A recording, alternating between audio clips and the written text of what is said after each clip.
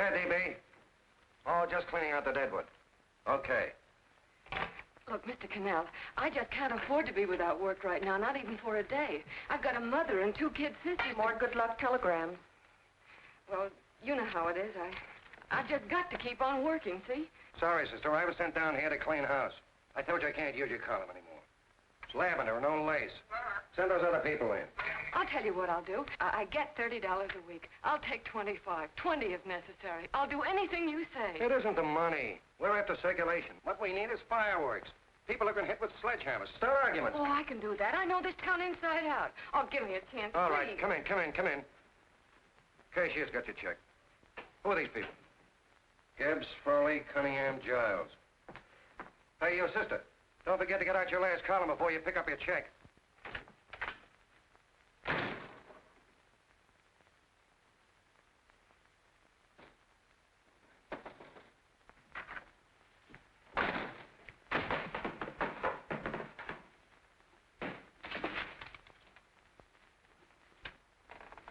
You're a couple of sticks shy in your column, man. Big rich slob like D.B. Norton buys the paper and 40 heads are chopped off.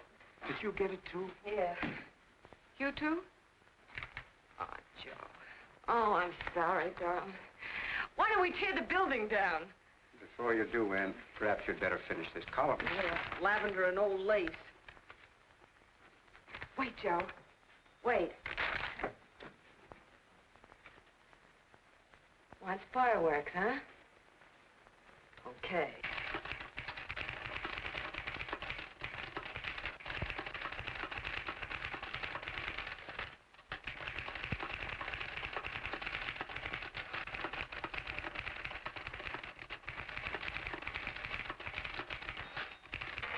Here. Below is a letter which reached my desk this morning. It's a commentary on what we laughingly call the civilized world. Dear Miss Mitchell, 4 years ago, I was fired out of my job. Since then, I haven't been able to get another one. At first, I was sore at the state administration because it's on account of the slimy politics here we have all this unemployment. But in looking around, it seems the whole world's going to pot. So in protest, I'm going to commit suicide by jumping off the City Hall roof. Signed, a disgusted American citizen, John Doe. Editor's note, if you ask this column, the wrong people are jumping off the roofs. Hey, Ann, this is the old Fakeroo, isn't it? Never mind that, Joe. Go ahead. Sorry.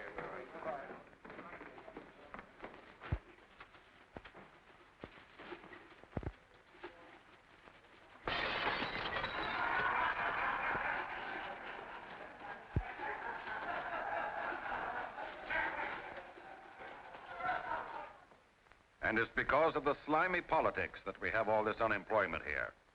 There it is. That's D.B. Norton's opening attack on the governor. Why, Jim, it's just a letter sent into a column. No, I can smell it. That's Norton. Good morning, gentlemen. Good morning, Governor. Morning, Governor. You're rather early. Governor, did you happen to see this in a new bulletin? Yes. I had it served with my breakfast this morning. Jim thinks it's D.B. Norton at work. Of course it is. Oh, come, Jim. That little item, D.B. Norton does things in a much bigger way. This is his opening attack on you, Governor. Take my word for it. What did he buy a paper for? Why did he engage a high-pressure editor like Cannell for? He's in the oil business. I tell you, Governor, he's after your scalp. All right, Jim, all right. Don't burst a blood vessel. I'll look into it. You get me Spencer of the Daily Chronicle, please? Yes, I saw it, Governor. If you ask me, that's a phony letter. Why, that gagger's got whiskers on it. Okay, I'll get the mayor and maybe the Chamber of Commerce to go after them. Get Mayor Lovett on the phone. Sorry, the mayor's busy on the other phone. Yes, I know, Mrs. Brewster. It's a terrible reflection on our city. I've had a dozen calls already. Spencer of the Chronicle. Hold it. Just a minute. Yes, Mrs. Brewster. I'm listening. I insist that this John Doe man be found and given a job at once. Now, if something isn't done about it, I'll call out the whole auxiliary. Yes, and the junior auxiliary, too. We'll hold a meeting and see that it is... Yes, Spencer? Oh, the governor? Well, what about me? It's my building he's jumping off of, and I'm up for re-election, too. What are you doing? Get Cannell at the bullet. Why, he's liable to go right past my window. Get me Cannell. What was that? What? Out the window. Something just flew by. I didn't see anything. Well, don't stand there, you idiot. Go and look. Open the window. Oh, why did he have to pick on my building? Is there a crowd in the street? No, sir. Then maybe he's caught on a ledge. Look again.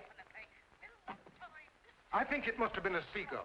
A seagull? What's a seagull doing around the city hall? That's a bad omen, isn't it? Oh, no, sir. The seagull is a lovely bird. It's all right, Mrs. Brewster. It was just a seagull. Canal? Nothing's happened yet. No, I'm watching. Don't worry, Mrs. Brewster. Just leave it all to me.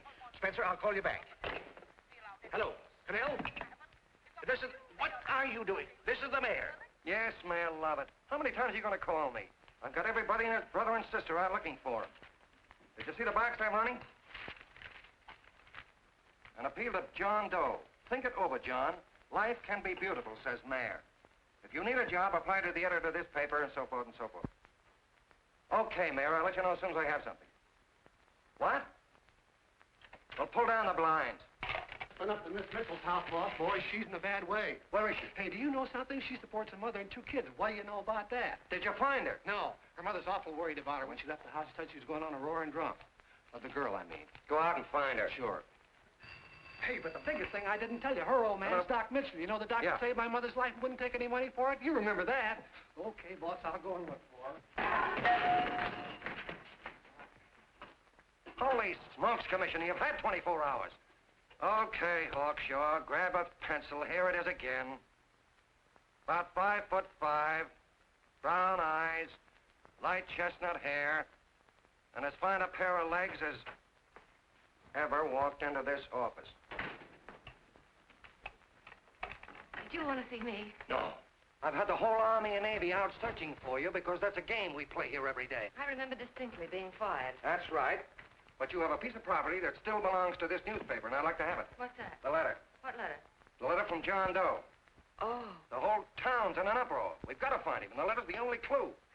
there is no letter. We'll get a handwriting expert to... What? There is no letter. Say that again. There's no letter. I made it up. You made it up. Mm-hmm.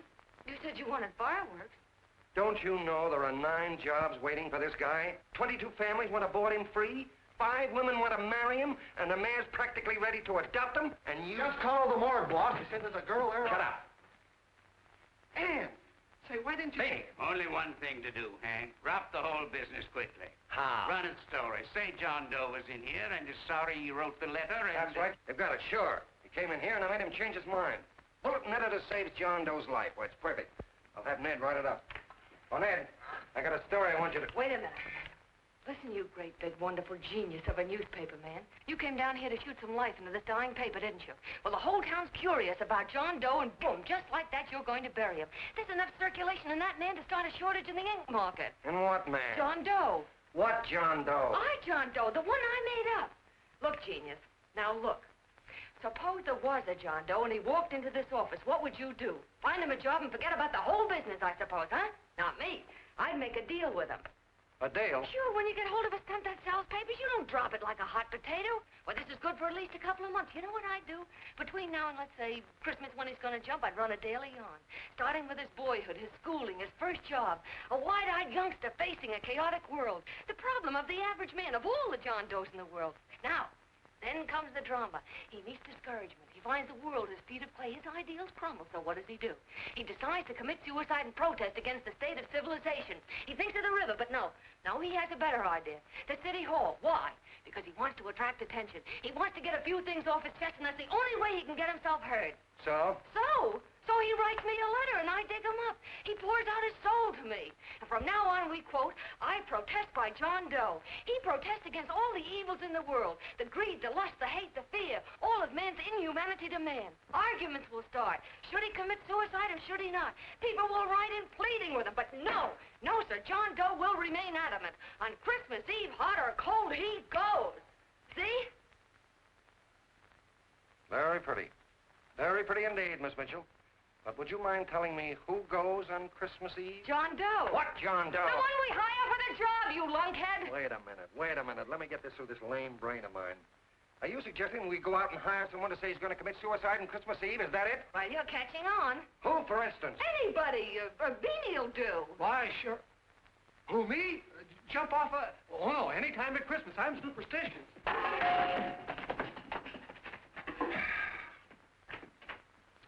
Miss Bishop, do me a favor. Will you go on out and get married and have a lot of babies, but Stay out of newspaper business. Better get that story in, Hank. It's getting late. You're supposed to be a smart guy. If it was raining $100 bills, you'd be out looking for a dime you lost someplace. Holy smokes, wasting my time listening to this mad woman. Look, Chief, look at the Chronicle. It's running on John Doe. They say it's a fake. Why, the no good to... John Doe story, amateur journalism. It's palpably phony. It's a wonder anyone is taking it serious. What do you think of those guys? That's fine. That's fine. Now fall right into their laps. Go ahead.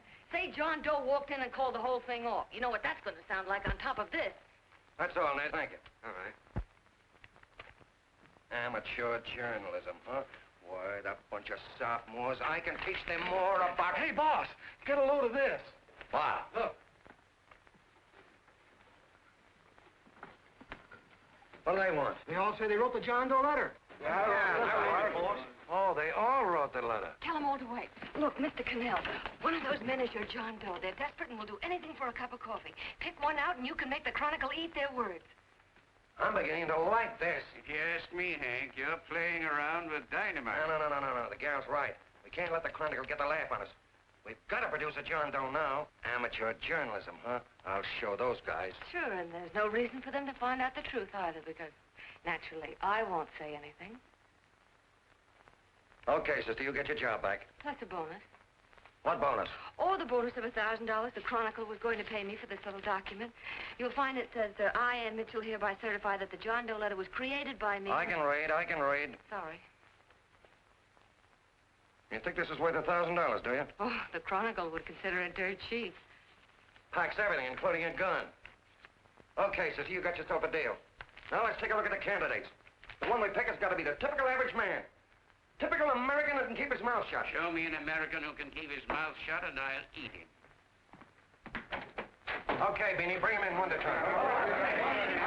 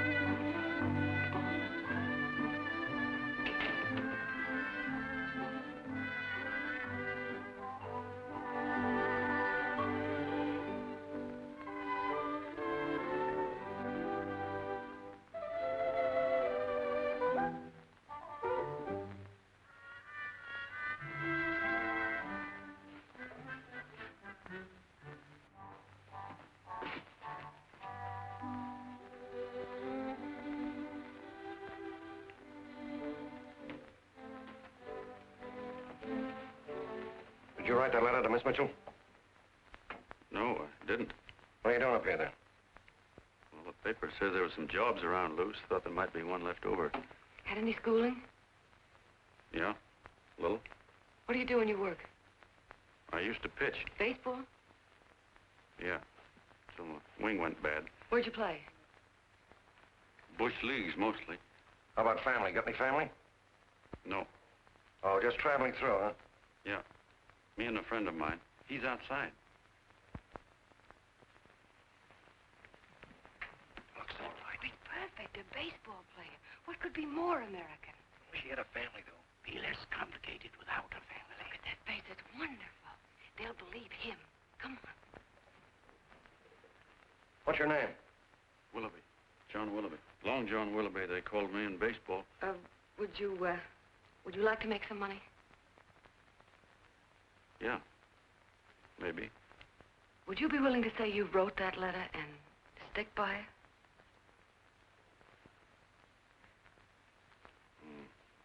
I get the idea. Yeah. Maybe.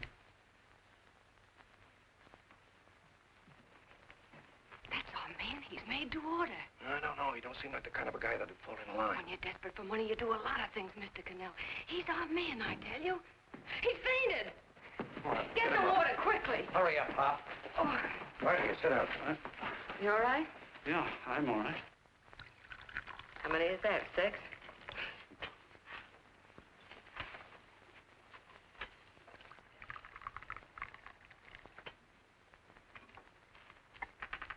Pretty hungry, weren't you? this John Doe business is batty, if you ask me. Well, nobody asked you. Trying to improve the world by jumping off buildings. You couldn't improve the world if the buildings jumped on you. Don't mind the colonel. He hates people. He likes you well enough to stick around. Well, that's because we both play doohickeys. I met him in a boxcar a couple of years ago. I was fooling around with my harmonica, and he comes over and joins in. I haven't been able to shake him since.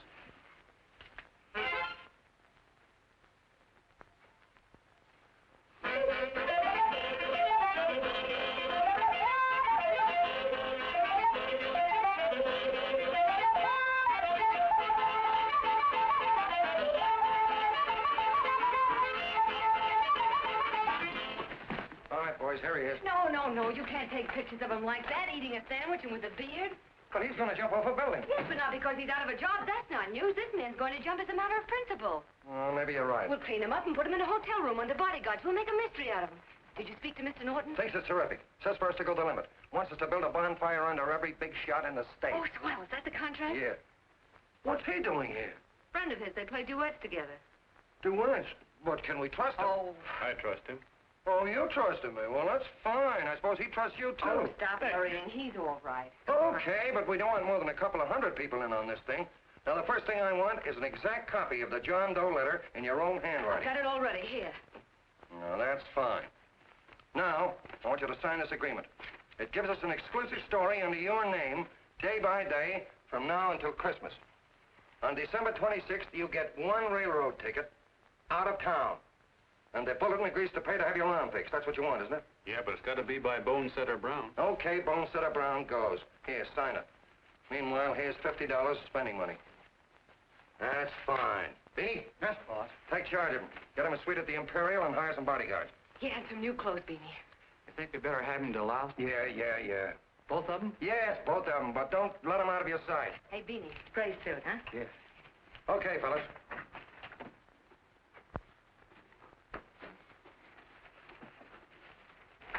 Take it easy, John Doe. And you start pounding that typewriter. Oh, boy, this is terrific. No responsibilities on our part, just statements from John Doe, and we can blast our heads off. Before you pop too many buttons, don't forget to make out that check for $1,000. Okay, fellas, now, let me see. You sit outside the door. Nobody comes in, see? You two fellas sit in here. Hey, pretty nifty, huh? You ain't gonna get me to stay here. Sure you are. No, sir. That spot under the bridge where we slept last night's good enough for me. Say, what'll I do with this baggage? Let's stick him in the bedroom. Give me mine. I ain't staying. You know, we were headed for the Columbia River country before all this John Doe business came up. You remember that, don't you? Sure, I remember. Say, your ears popped coming up in the elevator. Mine did. All along, John. I tell you, it's no good. You're gonna get used to a lot of stuff that's gonna wreck you. Why, that $50 in your pocket's beginning to show up on you already. And don't pull that on me, neither. Stop worrying, Colonel. I'm going to get my arm fixed out of this. Hey, here's some cigars the boss sent us. Have one. Hey, Help cigars. yourself. No.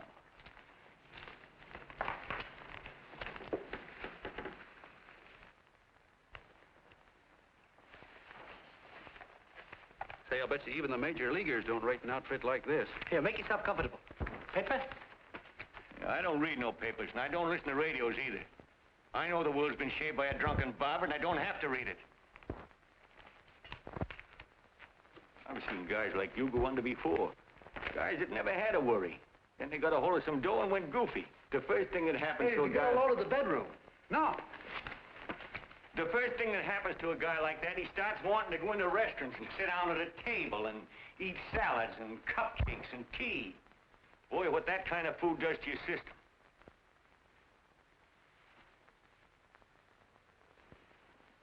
The next thing the dope wants is a room. Yes, sir, a room with steam heat, and curtains and rugs, and before you know it, he's all softened up and he can't sleep unless he has a bed. Hey, stop worrying, Colonel. $50 ain't gonna ruin me. I've seen plenty of fellas start out with $50 and wind up with a bank account. Hey, what's the matter with the bank account, anyway? And let me tell you, Long John, when you become a guy with a bank account, they got you. Yes, sir, they got you. Who's got him? The helots. Who? Hey, here's the City Hall tower I was supposed to jump off of. It's even higher than this. Who's got him? The helots. Woo! Hey, wait a minute! You're not supposed to jump on Christmas Eve. Do you want to get me in a jam? If it's going to get you in the jam, I'll do you a favor. I won't jump. And when they got you, you got no more chance than a road rabbit. Hey, who'd you say was going to get him? Hey, is this one of those places where you ring if you want something? Yeah, just use the phone. Boy, I've always wanted to do this. Hey, Doc, look. Look, Doc. Give me that again, will you? Who's going to get him? The Helots. Who are they? Listen, sucker, you ever been broke? Sure, mostly often. All right. You're walking along. Not a nickel in your jeans. You're free as the wind. Nobody bothers you. Hundreds of people pass you by in every line of business. Shoes, hats, automobiles, radios, furniture, everything. And they're all nice, lovable people. And they let you alone. Well, is that right? Then you get a hold of some dough, and what happens? All those nice, sweet, lovable people become Helots. A lot of heels. They begin creeping up on you, trying to sell you something. They get long claws, and they get a stranglehold on you. And you squirm, and you duck, and you holler, and you try to push them away, but you haven't got a chance. They got you. First thing you know, you own things. The car, for instance. Now your whole life is messed up with a lot more stuff. You get license fees, and number plates, and gas, and oil, and taxes, and insurance, and identification cards, and letters, and bills, and flat tires, and dents, and traffic tickets, and motorcycle cops, and courtrooms, and lawyers, and fines, and 1,000,001 other things. And what happens? You're not the free and happy guy you used to be. You gotta have money to pay for all those things. So you go after what the other fellas got. And there you are. You're a Helot yourself.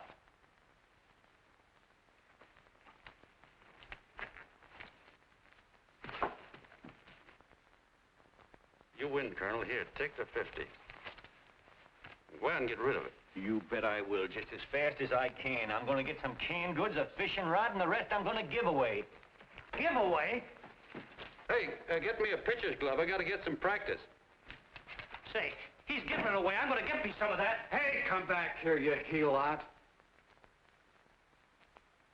Will you send up 5 hamburgers with all the trimmings, 5 chocolate ice cream sodas, and 5 pieces of apple pie? No, apple with cheese. Yeah, thanks.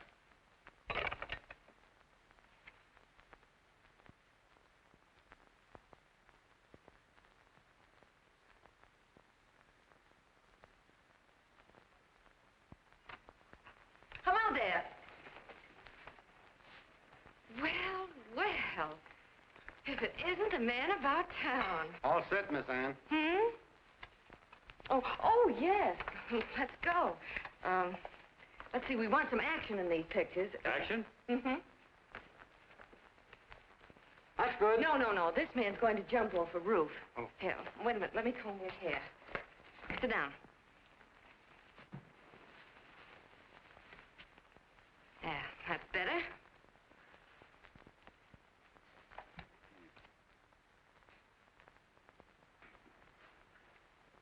You know, he's got a nice face, hasn't he? Yeah, he's pretty. Sit down, quiet egghead. All right, now a serious expression.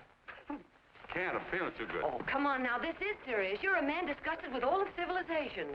With all of it? Yes, you're sore at the world. Come on now. Oh, crabby guy, huh? Yeah. No.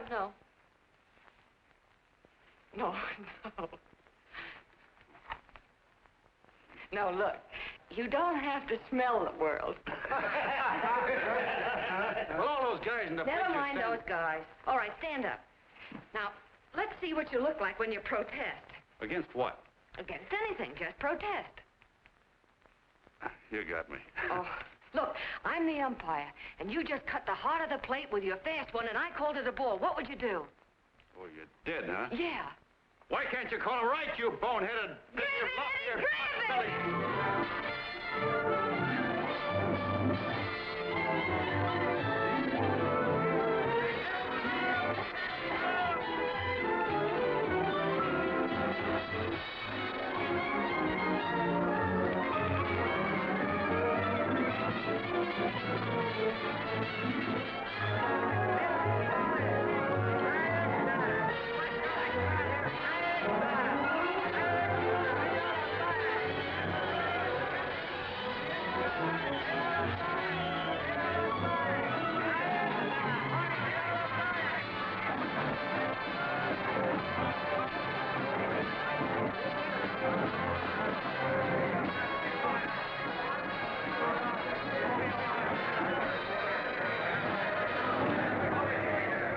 I don't care whose picture they're publishing. I still say that this John Doe person is a myth, and you can quote me on that. And I'm going to insist on his being produced for questioning. You know as well as I do that this whole thing is being engineered by a vicious man with a vicious purpose, Mr. D.B. Norton.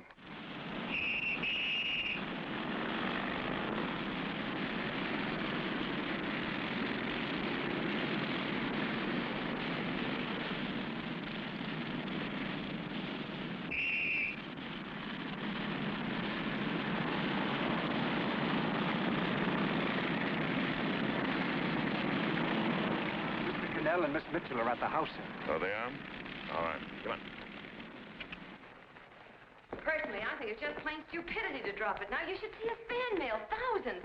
Why, it's going over like a house afire. What are you afraid of, Cannell? It's doubled our circulation. Yeah, but it's got everybody sore. Ads are being pulled. The governor's starting a libel suit. What's more, they all know John Doe's a phony, and they insist on seeing What him. about it? Let them see him. We'll go on one better. They can also hear him. You own a radio station, Mr. Norton. Why not put him on the air? Watch out for this dame DB. She'll drive you batty. Oh, Look, what? we can't let him get to this Bush League pitcher and start pumping him. Good night. Now tell him what that screwball might do. I walked in yesterday. Here he is, standing on a table with a fishing pole. Fly casting. Take my advice and get him out of town before this thing explodes in our faces. If you do, Mr. Norton, you're just as much of a dumb cluck as he is. Excuse me. No, you got yourself a meal ticket and you hate to Sure, let it's go. a meal ticket for me. I admit it, but it's also a windfall for somebody like Mr. Norton who's trying to crash national politics. That's what you bought the newspaper for, isn't it? You want to reach a lot of people, don't you? Well, put John Doe in the air and you can reach 130 million of them. He can say anything he wants and they'll listen to him. All right, we'll forget the governor and the mayor and all the small fry like that. This can arouse national interest. If he made a hit around here, he can do it every place else in the country. And you'll be pulling the strings, Mr. Norton. Go down to the office and arrange for some radio time. Well, DB, you're not I going want to it fall. as soon as possible. Okay. I just came in to get warm myself. Come on, let's go. Don't you go. I want to talk to you.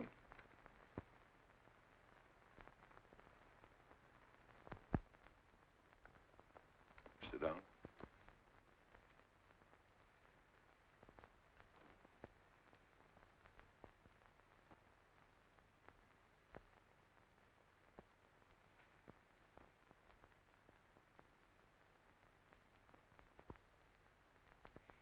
This John Doe idea was yours, huh?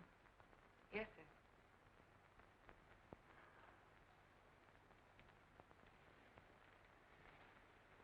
How much money do you get? $30. $30. Well, what are you after? I mean, what do you want? A journalistic career? Money. Money? Well, I'm glad to hear somebody admit it. You suppose you could write a radio speech that would put that fellow over? Oh, I'm sure I can. Do it, and I'll give you $100 a week. $100? That's only the beginning. You play your cards right, and you'll never have to worry about money again. Oh, I know it. Hello. Hello. Whenever there's a pretty woman around. This is my nephew, Ted Sheldon, Miss Mitchell. How do you do? How do you do? All right, Casanova, I'll give you a break. See that Miss Mitchell gets a car to take her home. Always reading my mind, aren't you? Thank you very much for everything. And Miss Mitchell, I think from now on you'd better work directly with me. Yes, sir.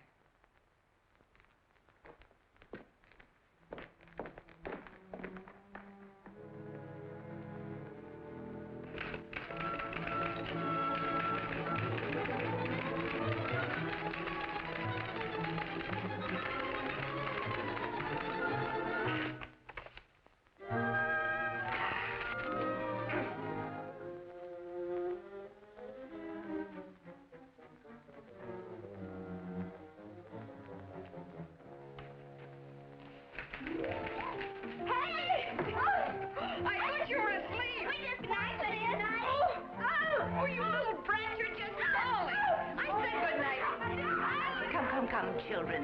It's past your bedtime. Come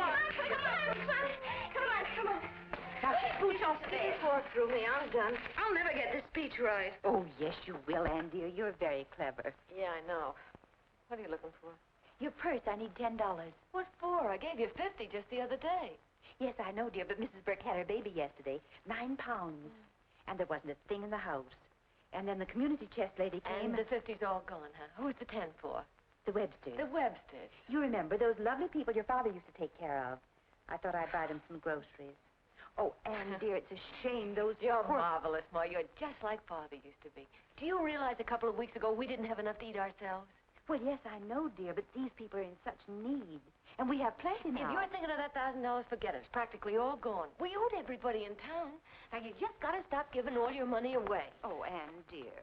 Oh, I'm sorry, Ma. Oh, don't pay any attention to me. I guess I'm just upset about all this.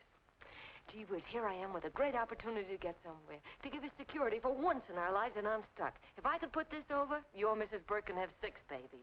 You mean this speech you're writing? Yeah, I don't know. I simply can't get it to gel.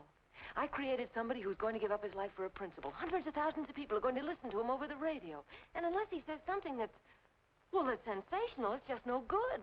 Well, honey, of course, I don't know what kind of a speech you're trying to write, but judging from the samples I've read, I don't think anybody will listen.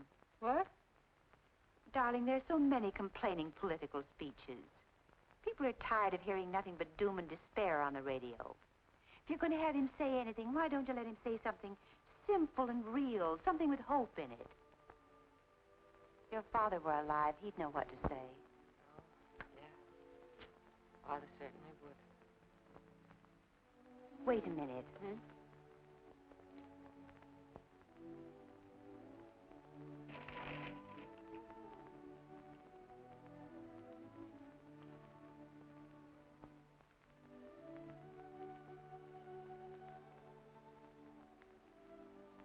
That's your father's diary, Anne.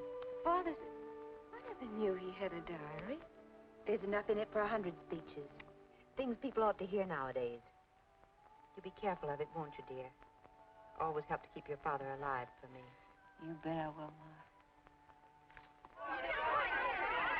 Wait a minute. John Doe don't want to sign no autograph. Well, what does he do all day? What does he do all day? He's writing out his memories. Sorry, lady, you can't see Mr. Doe. He wants to be alone. No, he just sits around all day and commutes with himself.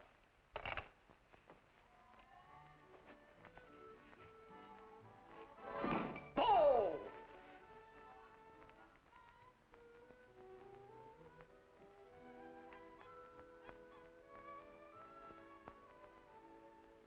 I don't know how you're going to stand it around here till after Christmas.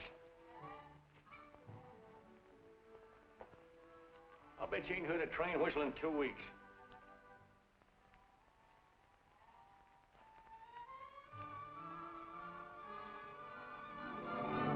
Steve, right!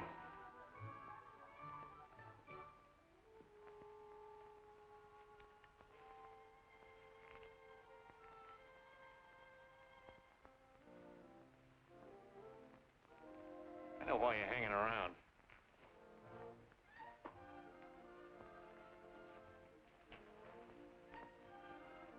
You're stuck on the girl. That's all a guy needs is to get hooked up with a woman.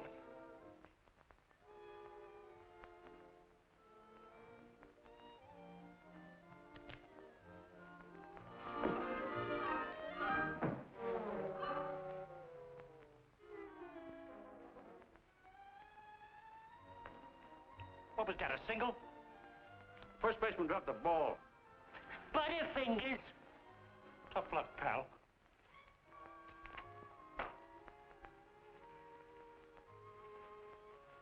Guy has a woman on his hands. First thing he knows, his life is balled up with a lot more things. Furniture.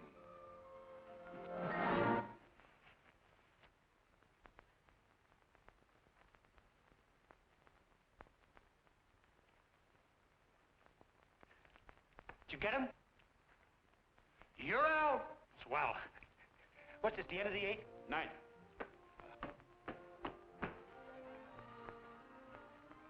Hey, Beanie, there's a couple of mugs in the Chronicle snooping around out here. Ah! Come on, Angel Face. Gangway. What's the score, Angel Face? 3-2, our favor. Gee, that's great.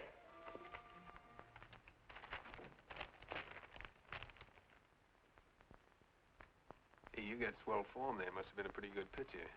Pretty good. Say, I was just about ready for the major leagues when I chipped a bone in my elbow. I got it pitching a 19-inning game. 19? Yeah. There was a major league scout there watching me, too. And he came down after a game of the contract. You know what? I couldn't lift my arm to sign it. I'll be okay, though, as soon as I get it fixed up. It's too bad. What do you mean, too bad? Huh? Oh, that you'll never be able to play again. What are you talking about? I just told you I was going to get Well, you know how they are in baseball if a guy's mixed up in a racket. Racket? What do you mean? Well, I was just thinking about this John Doe business. Why, as soon as it comes out it's all a fake, you'll be washed up in baseball, won't you? Yeah. Hey, doggone. I never thought about that.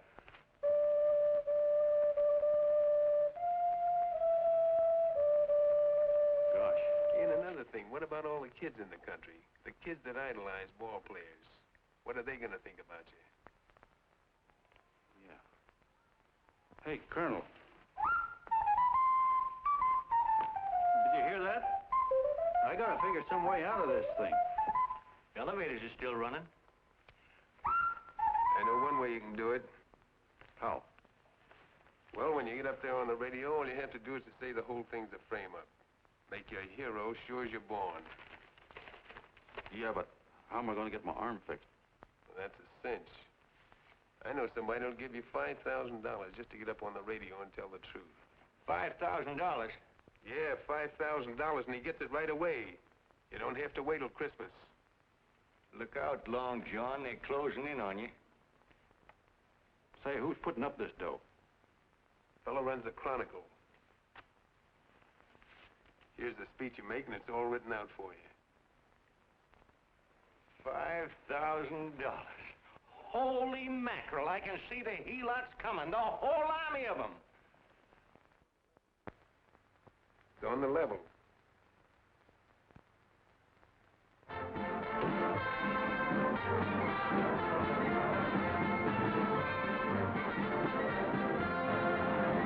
No, I'm sorry. Tickets for the broadcast are all gone. Phone the bulletin. Sorry, no more tickets left.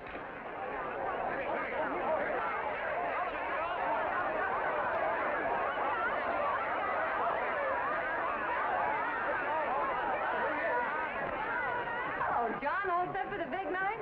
Well. Turn around. One moment. Now stand still. Hold it. A big smile, Miss Joe. Okay, Jeannie, that's all. Take him out. Now, look, John, here's the speech. It's in caps and double spaced. You won't have any trouble reading it. Not nervous, are you? No. Of course not. He wouldn't be. Who? John Doe, the one in there. Hey, don't let your knees rattle. It picks up on the mic. Oh, Jeannie, you needn't be nervous, John. All you have to remember is to be sincere. Pick up that phone, Miss Mitchell. It's for you. Okay. Hello? Yes, Mother.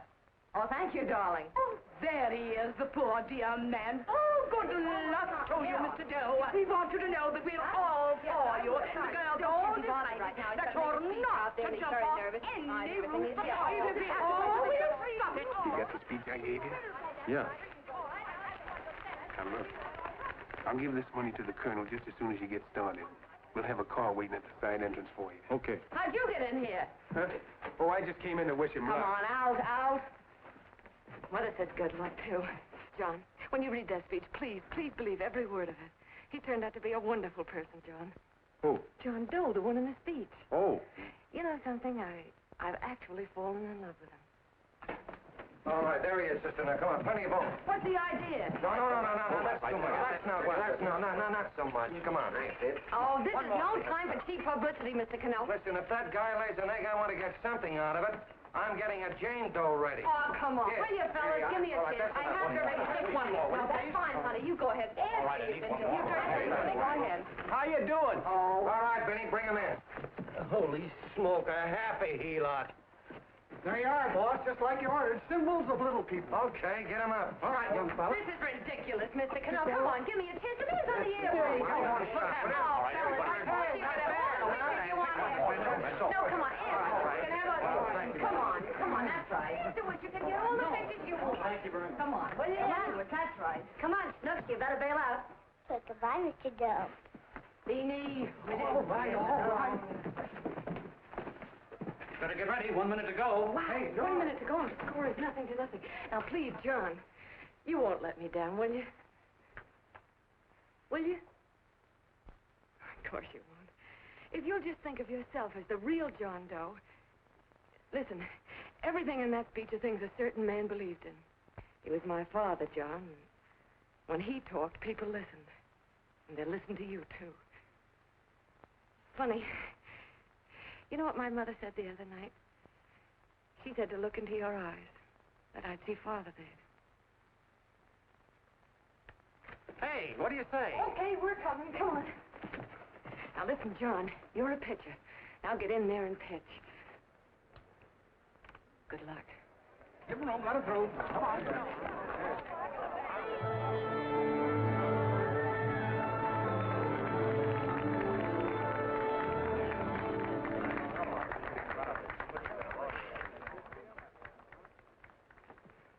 Hey, let's get out of here. There's the door right there. Hey, what are you doing here? That's what I'd like to know. Come on, now. Hey, he's a friend of mine. Never mind, let him alone. He's all right. I'll be right over there pulling for you. John, over here.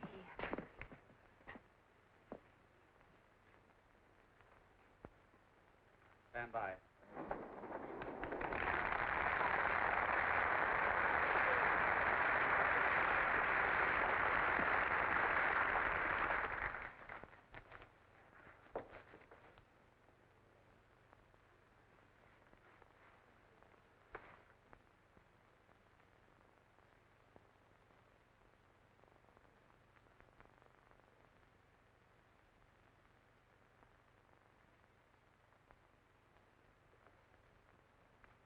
Phone the Chronicle. Tell them to start getting those extras out.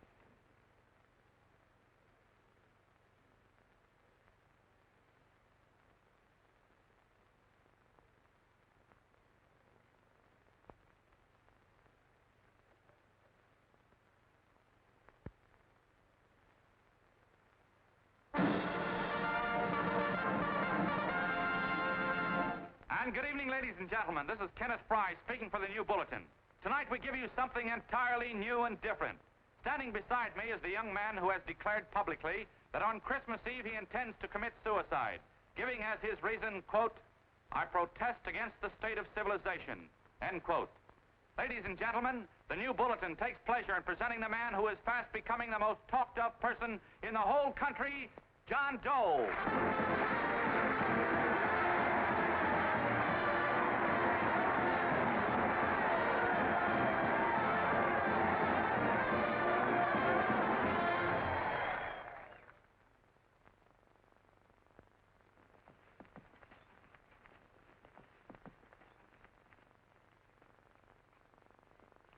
Ladies and gentlemen, I am the man you all know as John Doe.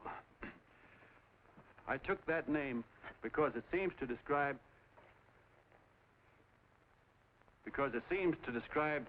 the average man. And that's me. And that's me. Well, it was me before I said I was going to jump off the city hall roof at midnight on Christmas Eve. Now I guess I'm not average anymore. Now I'm getting all sorts of attention.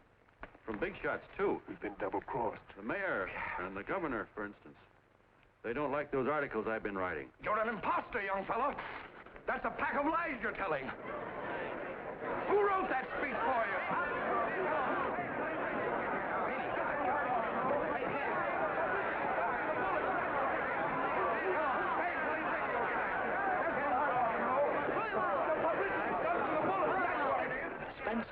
Ladies and gentlemen, the disturbance you just heard was caused by someone in the audience who tried to heckle Mr. Doe. The speech will continue.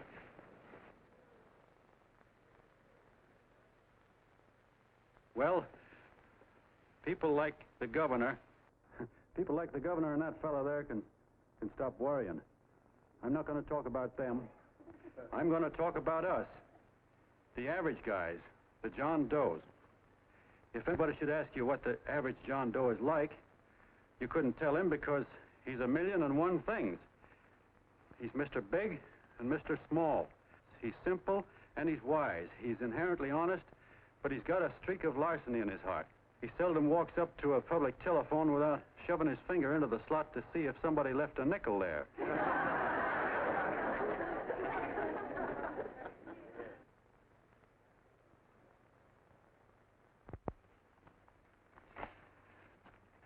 He's the man the ads are written for. He's the feller everybody sells things to.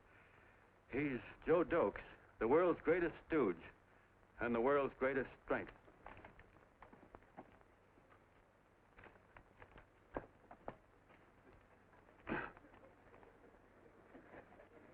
Yes, sir. Yes, sir, we're a great family, the John Does. We are the meek who are supposed to inherit the earth. You'll find us everywhere.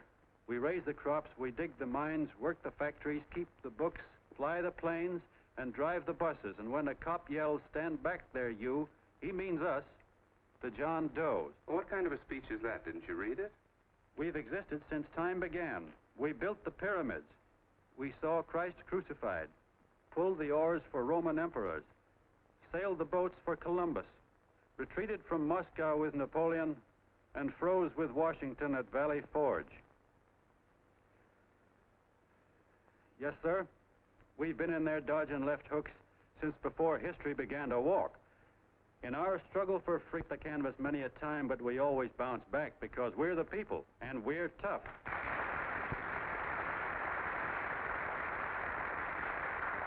They've started a lot of talk about free people going soft, that we can't take it. That's a lot of hooey. A free people can beat the world at anything, from war to tiddlywinks, if we all pull in the same direction.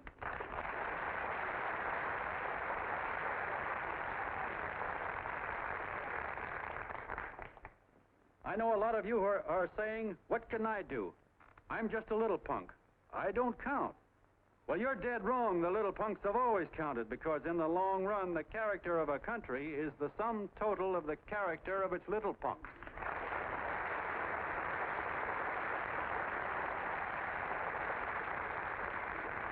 But we've all got to get in there and pitch. We can't win the old ball game unless we have teamwork. And that's where every John Doe comes in.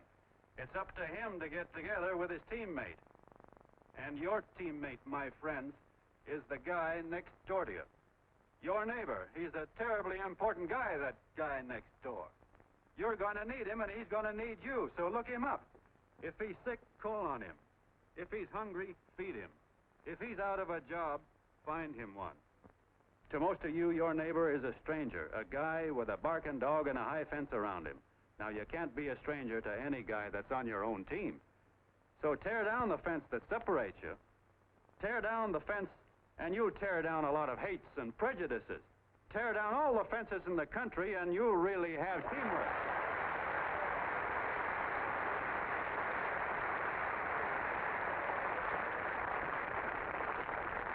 I know a lot of you are saying to yourselves, he's asking for a miracle to happen. He's expecting people to change all of a sudden. Well, you're wrong. It's no miracle. It's no miracle because I see it happen once every year, and so do you, at Christmas time. There's something swell about the spirit of Christmas, to see what it does to people, all kinds of people. Now, why can't that spirit, that same warm Christmas spirit, last the whole year round? Gosh, if it ever did, if each and every John Doe would make that spirit last 365 days out of the year, we'd develop such a strength, we'd create such a tidal wave of goodwill that no human force could stand against it. Yes, sir, my friends. The meek can only inherit the earth when the John Does start loving their neighbors. You better start right now. Don't wait till the game is called on account of darkness. Wake up, John Doe. You're the hope of the world.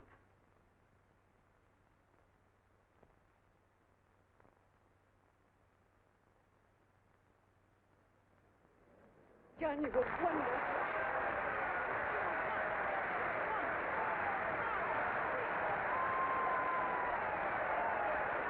Let's get out of here. Now you're talking.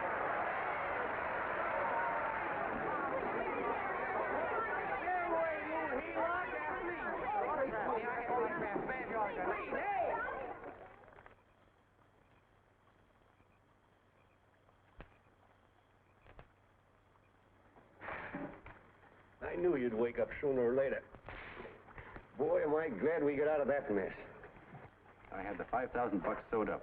Could have been on my way to old Doc Brown. You're a pitcher, John, she says. Now, go in there and pitch.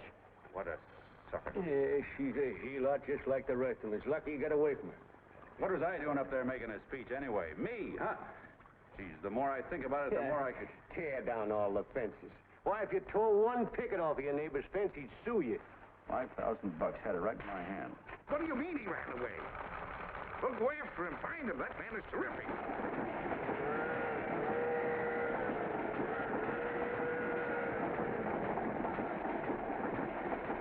Columbia River, here we come.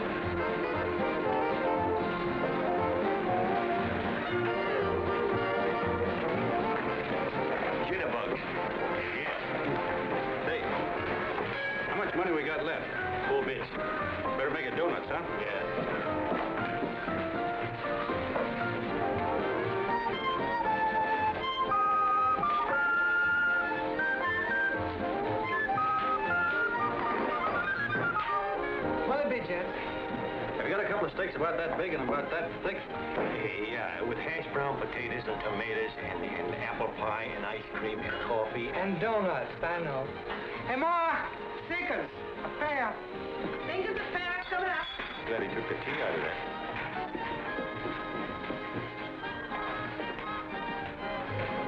Hey, look. Join the John Doe Club. John Doe Club?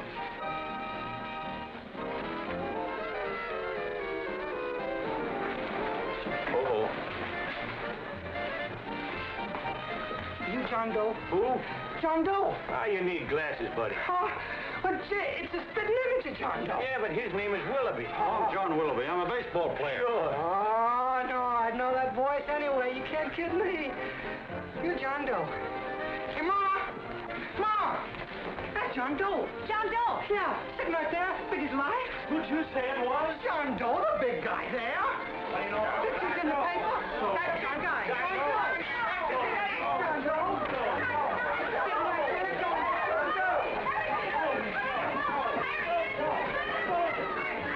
Hey, operator, Dan Beaner. Look, call everybody in town. John Doe was just in my place. Yeah, he ordered donuts.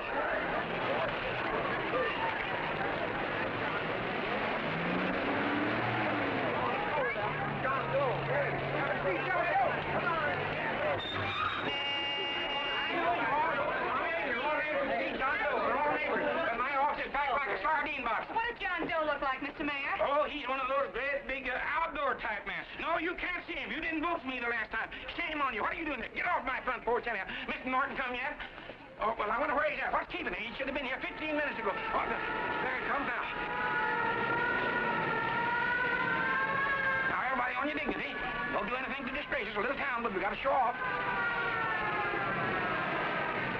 Better let me talk to him. All right, but present it to him as a great cause for the common man. Ah, here he comes. Now, give him room down there. Give him room, folks. Come on now. Come on. Here he comes. Here he comes. Here, Mr. Norton. How do you do, Mr. Norton? I'm Mayor Hawkins. Get Mr. Norton. Let me go, you darn tool. I'm the mayor. Mr. Norton. Mr. Norton.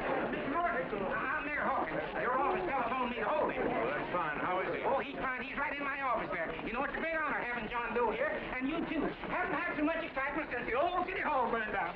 People are so excited, and then it tore its clothes off. Oh, Matilda, darling, phone the newspapers, tell them Mr. Norton's here. Step right inside, Mr. Norton. My office. Very comfortable here, Mr. Norton. Just had it air conditioned. Gangway, please. Make room for Mr. Norton. Gangway. Gangway. Here he is, Mr. Norton. Well taken care of. The neighbors are serving him a light lunch. Hello, John. Mr. Mayor, if you don't mind, we'd like to talk to him alone. Why, certainly, certainly. All right, everybody. Clear out. No, but you Everybody, quickly now. Come on. Come on. Come on. That's it. All right. Don't argue with me here. Wait till we get home. Don't you push me around like that. Even though I'm your wife, you can't push me around. Look, Mr. Norton, I think you got a lot of nerve having those people hold us here. There's nobody holding you here, Mr. Doe. It's only natural that There's nobody holding us here. Let's get going. Incidentally, my name isn't Doe. It's Willoughby. Look, John, something terribly important's happened. They're forming John Doe clubs. We know of 8 already, and they say that there's John Doe clubs? What for? To carry out the principles you talked about in your radio speech. I don't care what they're forming. I'm on my way, and I don't like the idea of being stopped either. Oh, but you don't know how big this thing is. You should see the thousands of telegrams we've received and what they're saying about you. Look, it started as a circulation stunt, didn't it? Well, you got your circulation. Now, why don't you let me alone? Oh, it started as a circulation stunt, but it isn't anymore. Mr. Norton wants to get back of it and sponsor John Doe clubs all over the country. He wants to send you on a lecture tour. Me? Uh-huh. Oh, certainly. With your ability to influence people, it might grow into a glorious movement. Say, let's get something straight here. I don't want any part of this thing. If you got an idea I'm going around lecturing the people, why, you're crazy. Baseball's my racket, and I'm sticking to it. Come on, Colonel, let's get out of here. John, Please. I just got rid of one crowd. Oh, but please, Mr. Mayor, tell him the John Doe Club wants to talk to him. Let them in, Mr. Mayor. Let them come in. Okay, folks, but remember your manners. No stampeding.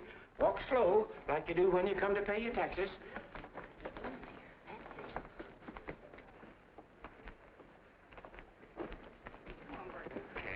All right, give me a chance.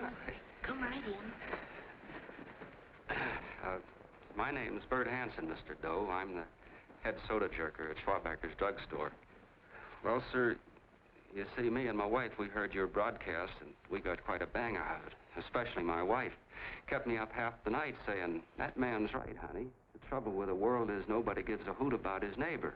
That's why everybody in town's sore and cranky at each other. And I kept saying, oh, that's fine, but how's a guy going to go around loving the kind of neighbors we got? Old Sourpuss, for instance. You see, Sourpuss Smithers is a guy who lives all alone next door to us. He's a cranky old man and runs a second-hand furniture store. We haven't spoken to him for years. I always figured he was an ornery old gent that hated the world because he was always slamming his garage door and playing the radio so loud he kept half the neighbors up. Well, anyway, the next morning I'm out watering the lawn and I look over and there's Sourpuss on the other side of the hedge straightening out a dent in his fender. And my wife yells to me out the window.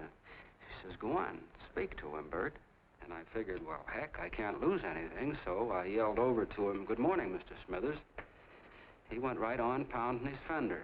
Was I burned? So I turned around to give my wife a dirty look, and she said, louder, louder, he didn't hear you. So in a voice you could have heard in the next county, I yelled, good morning, Mr. Smithers. Well, sir, you could have knocked me over with a feather. Old Sourpuss turned around surprised-like, and he put on a big smile, came over and took my hand like an old lodge brother, and he said, good morning, Hanson. I've been wanting to talk to you for years, only I thought you didn't like me. And then he started chatting away like a happy little kid, and he got so excited his eyes all... Well, Mr. Doe, before we got through, I found out Smithers is a swell egg, only he's pretty deaf, and that accounts for all the noises. And he says it's a shame how little we know about our neighbors. And then he got an idea, and he said, how's about inviting everybody someplace where we can all get together and know each other a little better? Well, I'm feeling so good by this time, I'm ripe for anything. So Smithers goes around the neighborhood inviting everybody to a meeting at the schoolhouse, and I tell everybody that comes in the store, including Mr. Schwabacker, my boss. I'm talking too much. Well, I'll be doggone if for 40 people don't show up. Of course, none of us knew what to do, but we sure got a kick out of seeing how glad everybody was just to say hello to one another.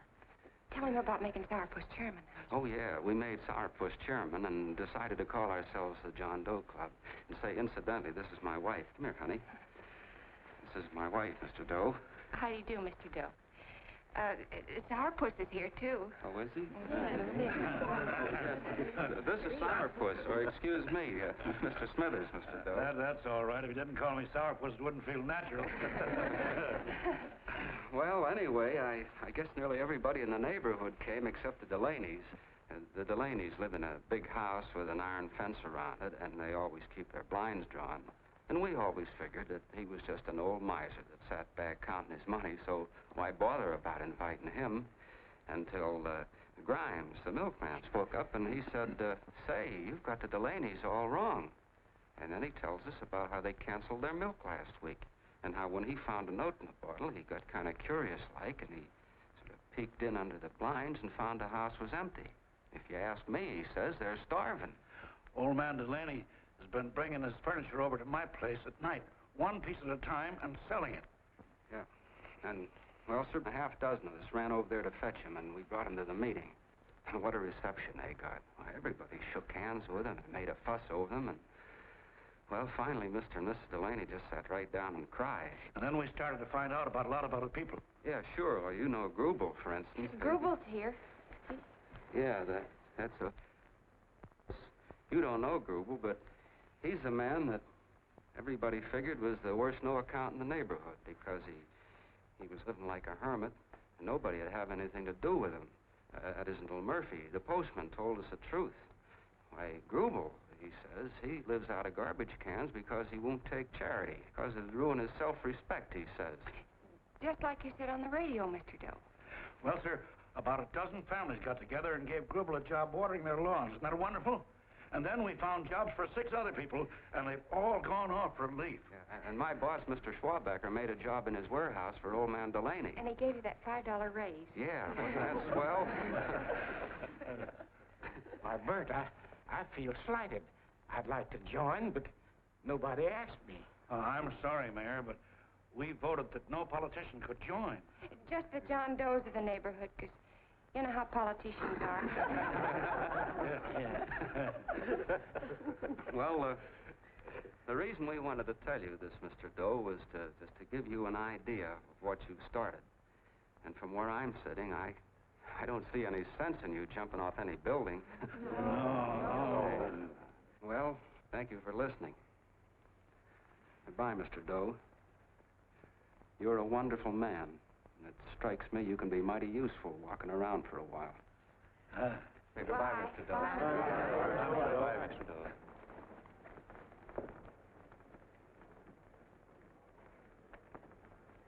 I'm Mrs. Delaney, Mr. Doe. And God bless you, my boy.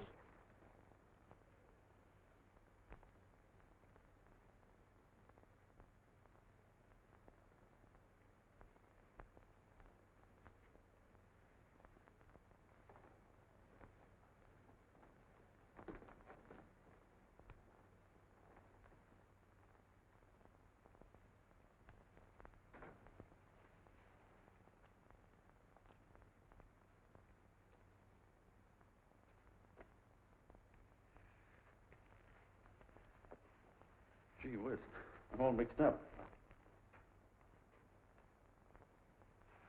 I don't get it. Look, all those swell people think I'm going to jump off a building or something. I never had any such idea. Gosh. The fellow'd have to be a mighty fine example himself to go around telling other people how to... Say, look, what happened the other night was on account of Miss Mitchell here. She wrote the stuff. Don't you see what a wonderful thing this can be?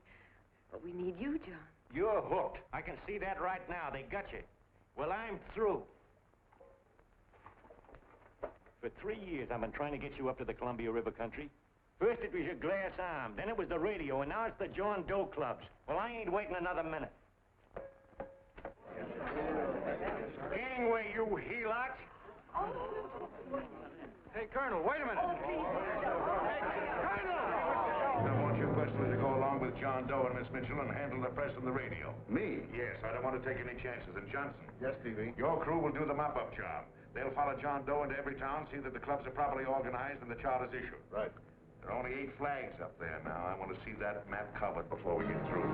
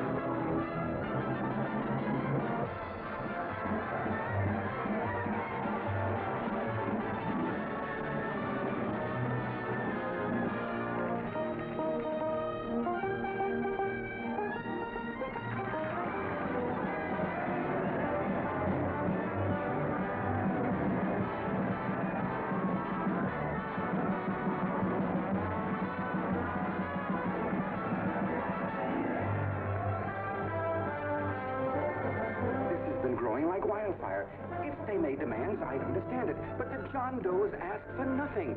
People are going off relief. If this keeps up, I'll be out of a job. As soon as it gets strong enough, we'll find out what John Doe wants. 30 every Thursday. 60 at 60. Who knows what? I'm sorry, boss. They just won't let anybody talk politics to them. It's crazy. We've got to get to them. They represent millions of voters.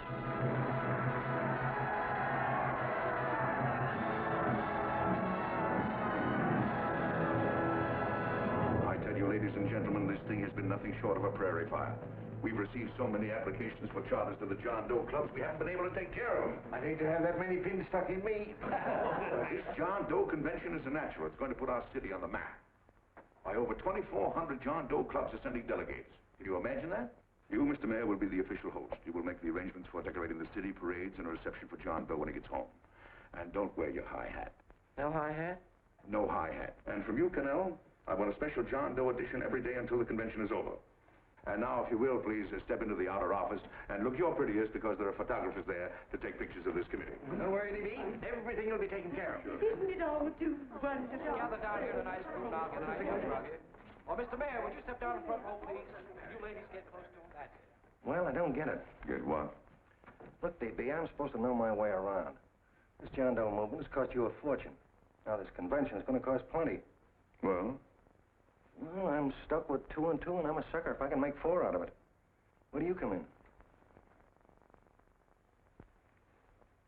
I'll have the satisfaction of knowing that my money has been spent for a worthy cause.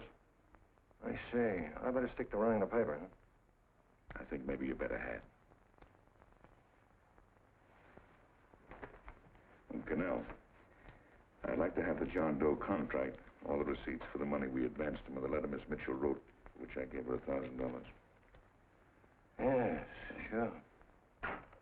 Well, we leave for the airport. Half an hour. Is that Johnny boy's room? Better hustle him up. He'll be ready on time. He's packing. Ah, good. Did you see his picture on the cover of Time? Yeah. I gotta give you credit, Annie girl. I've handled a good many big promotions in my time. Everything from a World's Fair to a channel swimmer. But this one has certainly got me spinning. And now a John Doe convention. Wow. Say, if you could only get him to jump off the City Hall roof on Christmas Eve, I'd guarantee you 500,000 people there. Charlie. Huh? What do you make of him? Oh, Johnny boy? Well, I don't know what angle you want, but I'll give it to you quick. Number 1, he's got great yokel appeal, but he's a nice guy. Number 2, he's beginning to believe he really wrote that original suicide letter that you made up.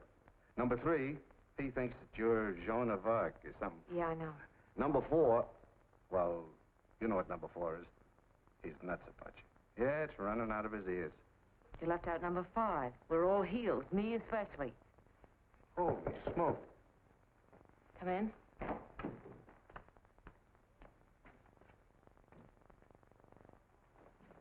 More pack. Good. I'll go and get Beanie Boy. Okay, Charlie boy.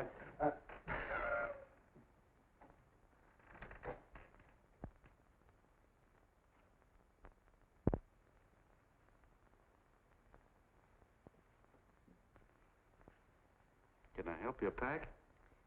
No, thank you.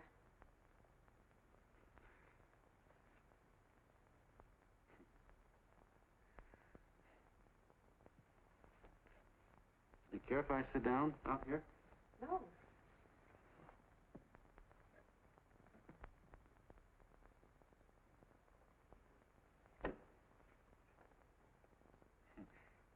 You know, I had a crazy dream last night.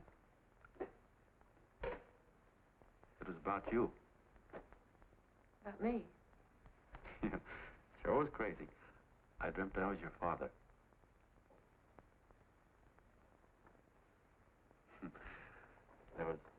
There was something I was trying to stop you from doing. So I got up out of bed, and I walked right through the wall here, right straight into your room. You know how dreams are. And there you were in bed. But you're a little girl, you know, about 10. And very pretty, too.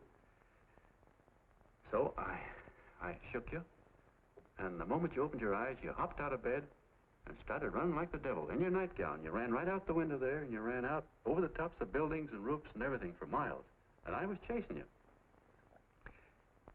And all the time you were running, you kept growing bigger and bigger and bigger, and pretty soon you were as big as you are now, you know, grown up. And all the time I kept asking myself, what am I chasing her for? And I didn't know. Isn't that a hot one?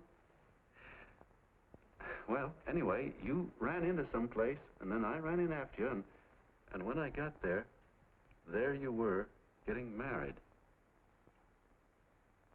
And the nightgown had changed into a beautiful wedding gown.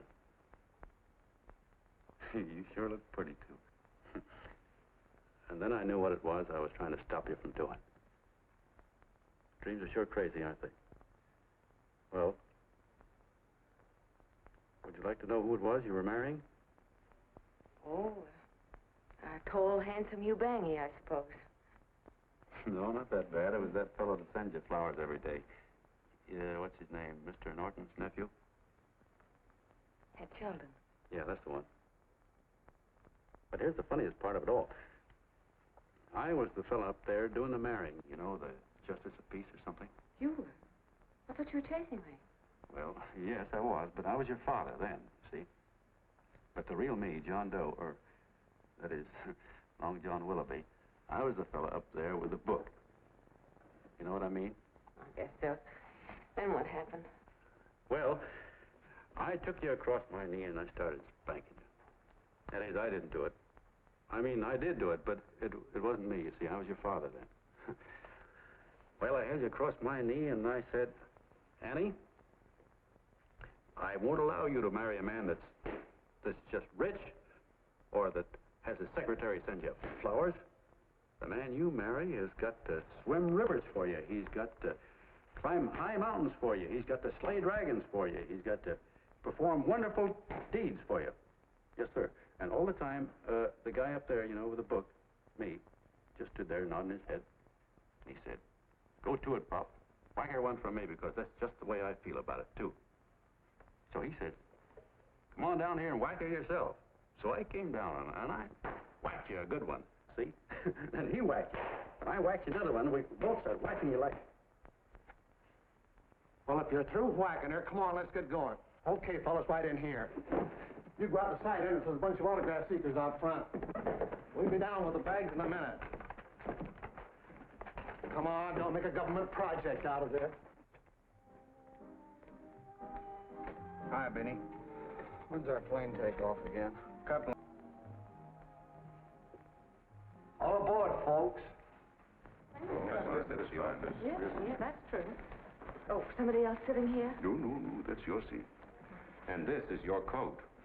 Mine? A little token of appreciation. Oh, it's beautiful, D.B. Well, I don't quite know what to say. Well, don't say anything at all. Just sit down. Oh. Go ahead, open it. Oh. Oh, it's lovely. And a new contract goes with it. Well, come on, Springer. You've got something on your mind. Must be stupendous. You know, that's what I like about it. Right to the point, like that. All right, Practical Annie. Here it is. Tomorrow night, before a crowd of 15,000 people and talking over a nationwide radio hookup, John Doe will announce the formation of a third party. A third party? Yes, the John Doe Party. Devoted entirely to the interests of all the John Does all over the country, which practically means 90% of the voters. He will also announce the third party's candidate for the presidency. A man whom he personally recommends, a great humanitarian, the best friend the John Does have. Mr. D.B. Norton. Yes.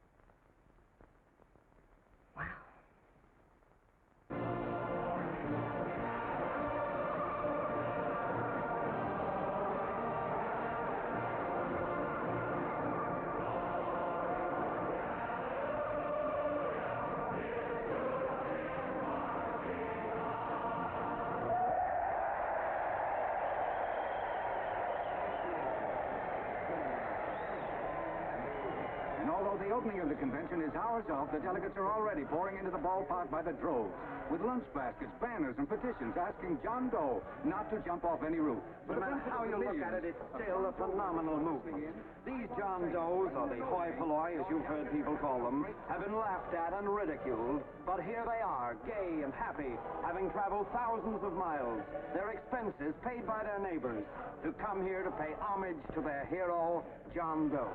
And in these days of wars and bombings, it's a hopeful sign that a simple idea like this can sweep the country. An idea based on friendliness, on giving and not taking, on helping your neighbor and asking nothing in return. And if a thing like this can happen, don't let any of your grumbling friends tell you that humanity is falling apart.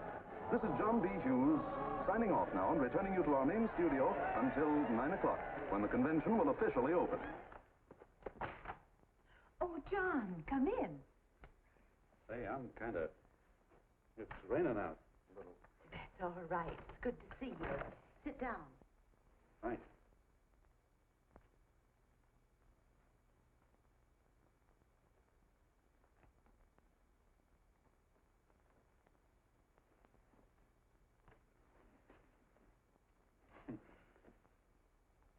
It's for Anne.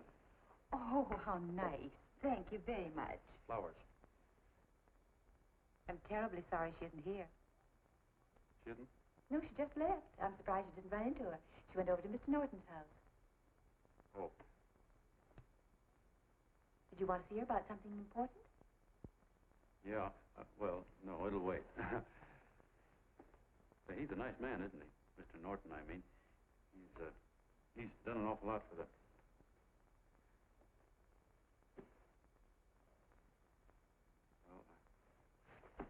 Say, my coat's pretty wet. I'm afraid I might have wet the couch a little.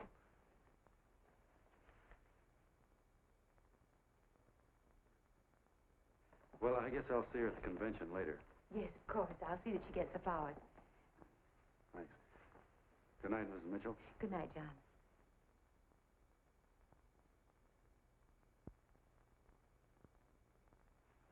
Say, Miss Mitchell,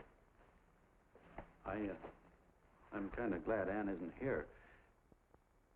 See, I came over here hoping to see her alone, and kind of hoping I wouldn't, too, you know what I mean?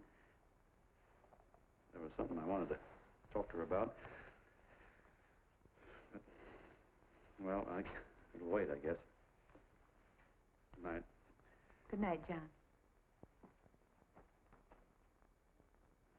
Say, look, Mrs. Mitchell, have you ever been married? Oh, I'm sure you have. Gosh, that's pretty silly. I guess you must think I'm kind of batty. Well, I guess I'd better be going at that. John, my husband said, I love you. Will you marry me? You did? What happened? I married him. Yeah, that's what I mean, see? It was easy as all that, huh? Yeah, but look, Mrs. Mitchell. You know, I love Anne, and it's going to be awfully hard for me to say it. Because, well, you know, she's so wonderful. And, well, the best I ever was a Bush League pitcher. And, you know, I think she's in love with another man. The one she made up. You know, the real John Doe. Well, that's pretty tough competition. I bet you he'd know how to say it all right. With me, I get up to it and around it and in back of it, but I never get right to it. You know what I mean? So the only chance I've got is, well, if somebody could kind of give her a warning, sort of prepare her for the shock. You mean you'd like me to do it? Hmm? Well, I was thinking that, yeah, you know, sort of break the ice. Of course I will, John. Thank you, Mrs. Mitchell. Hey, you're okay.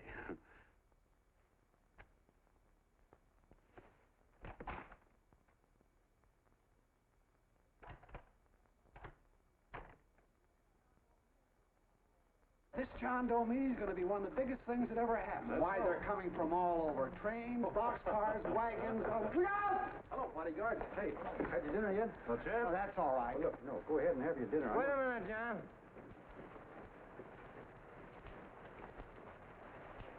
Hello, Mr. Connell. How are you, John? John, I want to have a little talk with you. What's the matter? Are you falling? Come on. Hey, Ball. Oh, quiet. Say, tell me something. Did you read the speech you're going to make tonight? No, I never read the speeches before I make them. I get more of a kick out of it that way.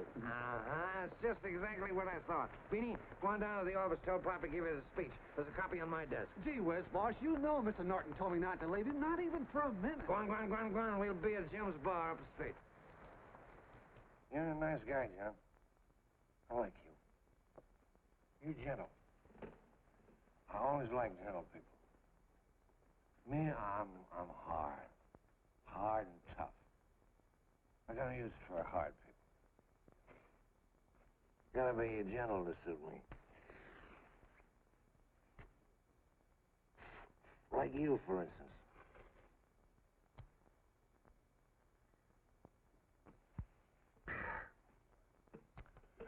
Yep, I'm hard. But you want to know something? I've got a weakness. Never guess that, would you? Oh, I have. Want to know this? Star-Spangled Banner. Screw you. Well, maybe it is, but play the Star-Spangled Banner. I'm a sucker for it. Always gets me right here. Know what I mean? Yeah, it gets me right back here. Oh, back there, huh? Well, every man to his own taste. You weren't old enough.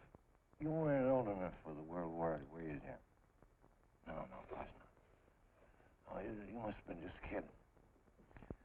I was just ripe and raring to go. You know what my old man did when I joined up? He joined up, too. Got to be a sergeant.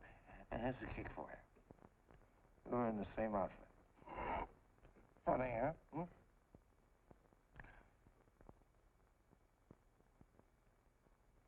He was killed, John. I saw him get it. I was right there, and I saw it with my own eyes.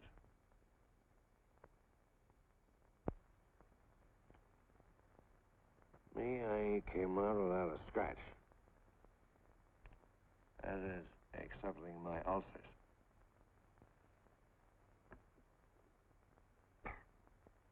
We should be drinking milk, you know. This stuff is poison. Hey, Tubby. Yes, Mr. Connell? What do you say, huh? All right. Yep, I'm a sucker for this country. I'm a sucker for the Star-Spangled Banner, and I'm a sucker for this country. I like what we got here. I like it. A guy can say what he wants and do what he wants without having a bandage shoved through his belly. And that's all right, isn't it? You betcha. Man, we don't want anybody coming around changing it, do we? No, sir. When they do, I get mad. I get boiling mad. Right now, John, I'm sizzling. I get mad for a lot of other guys besides myself. I get mad for a guy named Washington, and a guy named Jefferson, and Lincoln. Lighthouses, John. Lighthouses in a foggy world. You know what I mean? Yeah, you bet. Listen, pal. This fifth column stuff is pretty rotten, isn't it? Yeah, it certainly is. And you'd feel like an awful sucker if you found yourself marching right in the middle of it, wouldn't you? You. Of course, you wouldn't know it because you're gentle. But that's what you're doing. You're mixed up with a skunk, my boy. A no-good, dangerous skunk. So you're not talking about Mr. Norton, are you? I'm not talking about his grandfather's pet poodle. You must be wrong, Mr. Cannell. 'Cause he's been marvelous about the John Doe clubs. Yeah? Say, you're sold on this John Doe idea, aren't you? Sure. Sure. I don't blame you. So am I. It's a beautiful miracle.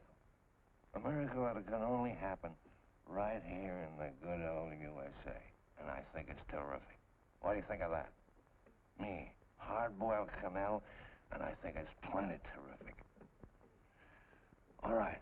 Now, supposing a certain unmentionable worm whose initials are DB was trying to use that to shove his way into the White House so he could put the screws on, so he could turn out the lights in those lighthouses. What would you say about that, huh? Nobody's going to do that, Mr. Cannell. They can't use the John Doe clubs for politics. That's the main idea. Is that so? Then what's a big political boss like Hammett doing in town? And a labor leader like Bennett? And a lot of other big shots is up at DB's house right now. Wolves, John. Wolves. Waiting to cut up the John Does. Wait till you get a gander at the speech you're going to make tonight. You're all wet. Miss Mitchell writes those speeches. Nobody can make her write that kind of stuff. They can't, huh? Who do you think writes them? My Aunt Emma? I know she writes them. Gets a big bonus for doing them, too. A mink coat and a diamond bracelet. Don't write them. Why, that gold-grabbing dame would double-cross her own mother for a handful of Chinese yams. Shut up. If you weren't drunk, I'd... Hey, boss. Here's the speech, boss. Hey. Go on and read it, John, and then start sucking. Hey, wait a minute, Mr. Doe. Tubby? Yes, sir. Better bring me a glass of milk. I'm smoking too much. Yes, Charlie? Got everything all set? Fine. John Doe been taken care of? Good. How many people do you think will be there? 15,000? Oh, my, that's fine. Now, listen, Charlie. As soon as John Doe stops talking about me, I want you to start that demonstration. And make it a big one, you understand? Don't worry about that, DB. My boys are there. They'll take care of it. What? Yes, I'll be there 15 minutes after I get your call. Why, Mr. Doe. Where are they? In the dining room, sir.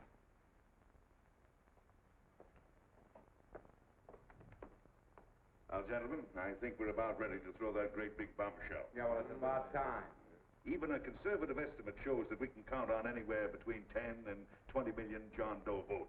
Now, add to that the labor vote that Mr. Bennett will throw in, and the votes controlled by Mr. Hammett and the rest of you gentlemen in your own territories, and nothing can stop us. As I said before, I'm with you, providing you can guarantee the John Doe vote. Don't worry about that. You can count on me on one condition. Little Bennett's got to be taken care of. Didn't I tell you that everybody in this room would be taken care of? My agreement with you gentlemen stands. I'm with you, DB, but I still think it's a very daring thing we're attempting. These are daring times, Mr. Barrington. We're coming to a new order of things. There's too much talk been going on in this country. Too many concessions have been made. What the American people need is an iron hand. You're right. That's true. You're quite right, D.B. Discipline. Right. And now, may I offer a little toast to Miss Ann Mitchell, the brilliant and beautiful lady who is responsible for all this. Miss Mitchell. Mr. Norton, I'd like to talk to you alone for a minute. Oh, Miss Mitchell has something to say to us.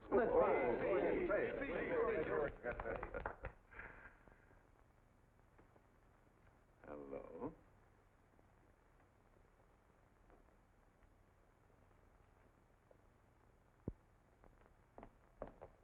John, I'm so glad to see you.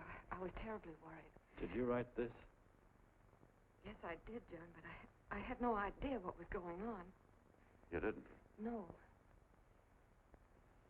That's a swell bracelet you're wearing. John, why aren't you at the convention?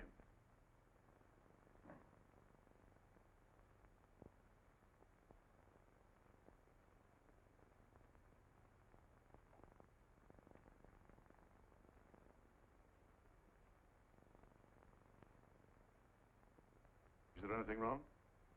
No, nothing's wrong. Everything's fine. So there's going to be a new order of things, huh? Everybody's going to cut himself a nice fat slice of the John Does, eh? You forgot one detail, Mr. Big Shot. You forgot me, the prize stooge of the world.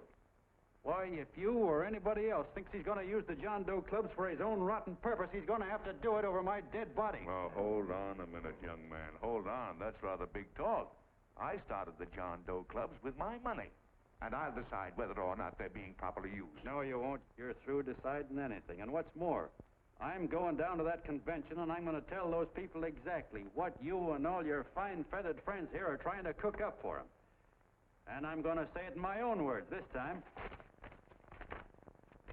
Stop it, baby. You ruined the TV. Wait a minute, fella. My uncle wants to talk to you. Listen to me, my son. Before you lose your head completely, may I remind you that I picked you up out of the gutter and I can throw you right back there again? You've got a nerve accusing people of things. These gentlemen and I know what's best for the John Does of America, regardless of what tramps like you think. Get off that righteous horse of yours and come to your senses. You're the fake. We believe in what we're doing.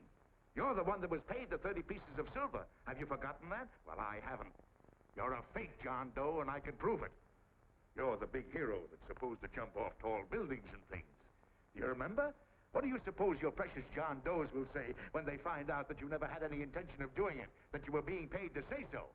You're lucky they don't run you out of the country. With the newspapers and the radio stations that these gentlemen control, we can kill the John Doe movement deader than a doornail. We'll do it, too, the moment you step out of line.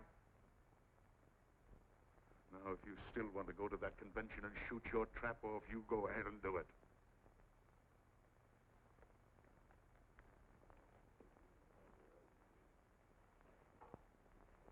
You mean to tell me you try to kill the John Doe movement if you can't use it to get what you want? You bet your bottom dollar we would.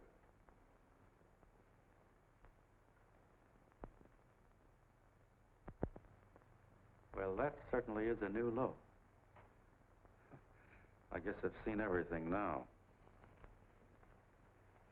You sit there back of your big cigars and think of deliberately killing an idea that's made millions of people a little bit happier. An idea that's brought thousands of them here from all over the country, by bus and by freight and jalopies and on foot, so they could pass on to each other their own simple little experiences. Why, look, I'm just a mug and I know it, but I'm beginning to understand a lot of things. Why, your type's as old as history. If you can't lay your dirty fingers on a decent idea and twist it and squeeze it and stuff it into your own pocket, you slap it down. Like dogs, if you can't eat something, you bury it. Why, this is the one worthwhile thing that's come along. People are finally finding out that the guy next door isn't a bad egg. That's simple, isn't it? And yet a thing like this got a chance of spreading till it touches every last doggone human being in the world, and you talk about killing it. Why, when this fire dies down, what's going to be left? More misery, more hunger, and more hate. And what's to prevent that from starting all over again?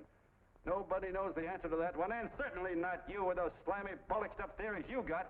The John Doe idea may be the answer, though. It may be the one thing capable of saving this cockeyed world. Yet you sit back there on your fat hulks and tell me you'll kill it if you can't use it.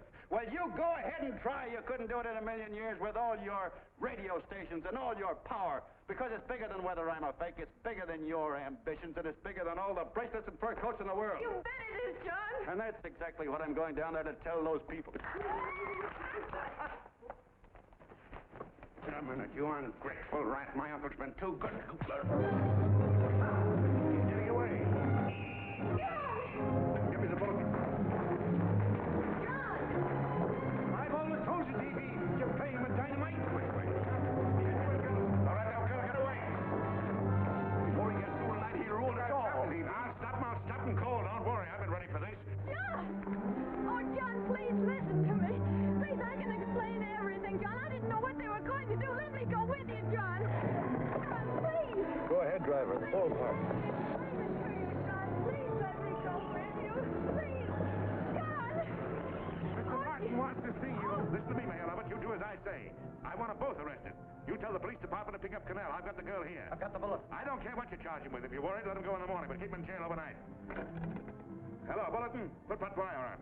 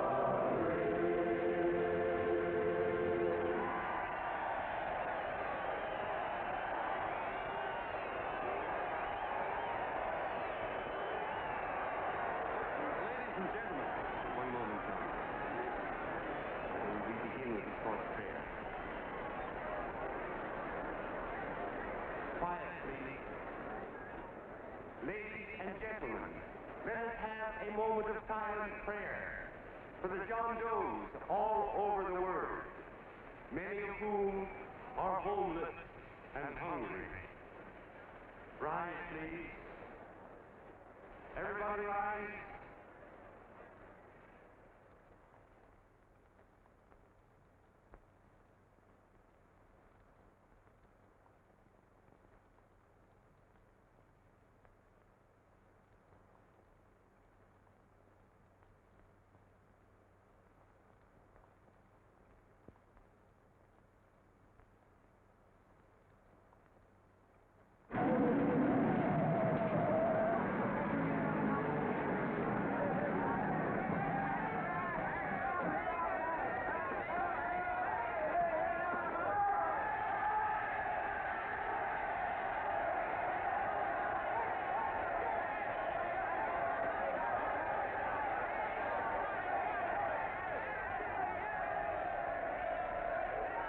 Newsboys.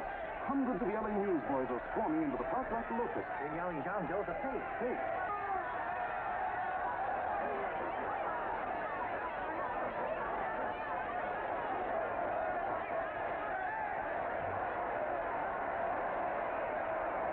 Investigation urged by Chamber of Commerce. How could he be a fake? It must be some kind of a gag. A what? A gag. A gag.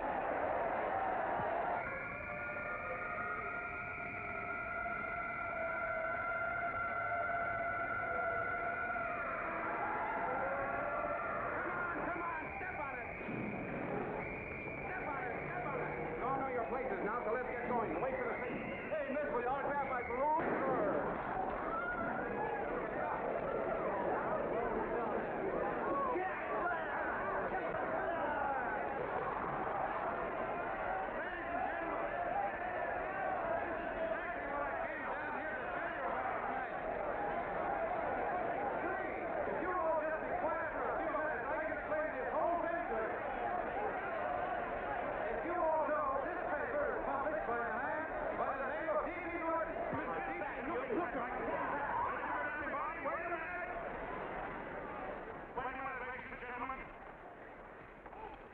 My name is E.B. Norton. You all know me.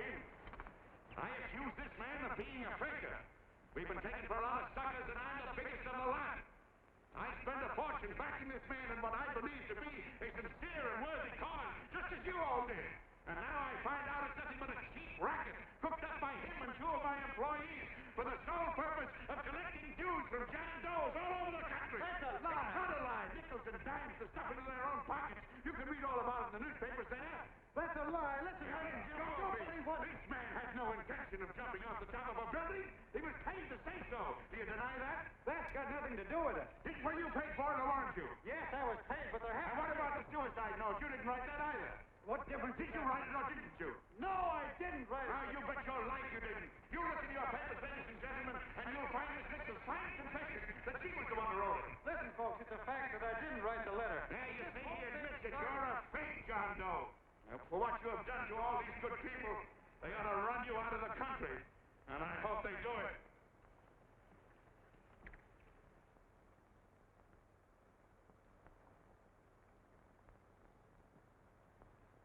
Speak up, John. We believe you. Please, listen, folks. Now that he's through shooting over his face, I've got a couple of things to tell you about. Come on, the rest of you get in here and riot. Break this crowd up. Come on. I'm sorry, folks, but we can't hear him anymore. Something's gone wrong with the loudspeakers. John Doe's a fake. Boo! They can't hear me. This thing's not working. Ladies and gentlemen.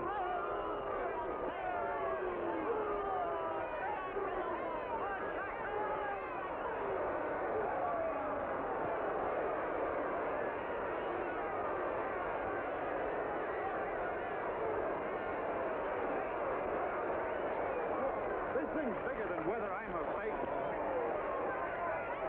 Look, Bert, you believe me, don't you? Sure. I believe you. Walking my legs off, digging up 5,000 signatures for a phony.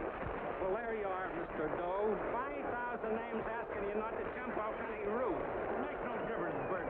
The idea's still good. We don't have to give up our club. Yeah, well, you can have it. something. Somebody's going to get hurt. I'm afraid it'll be John Doe. Listen to that mob. I've got to go. All right, lady. Hey, let's go. Let me go. I want to go. Oh, please. Please let me go. They're crucifying him. I can help him. Sorry, sister. We got orders to hold. Orders from who? You say it's a framer. And oh, mother, they won't let me go. They won't let me go. Listen, folks. You gotta listen to me, everybody. Jungle, you hobo! Just another racket! Stick to your club. We've been fed baloney so long, we're getting used to it.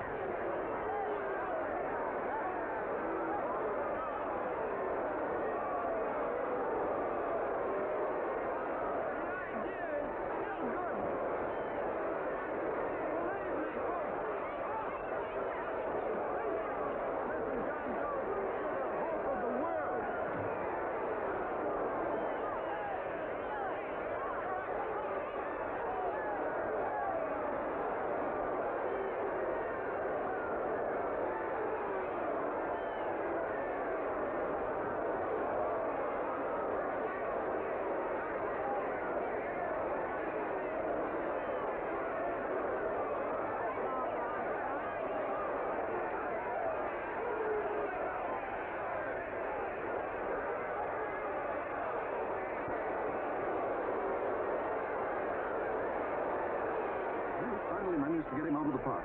But if that boy isn't hurt, it'll be a miracle. Ladies and gentlemen, this certainly looks like the end of the John Doe movement. Well, boys, you can chalk up another one to the Pontius Pilates.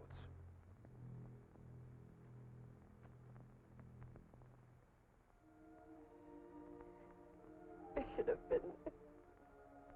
I could have helped him. He was so all alone. Thought I was going to be mighty ashamed of ourselves after tonight. We certainly didn't give that man much of a chance.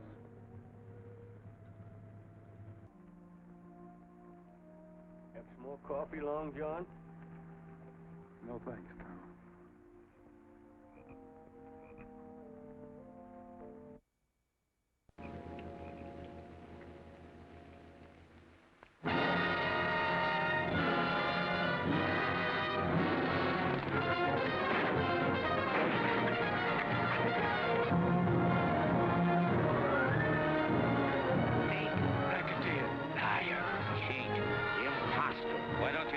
Christmas Eve at midnight. Fine, Mr. Doe. You're a wonderful man. And God bless you, my boy.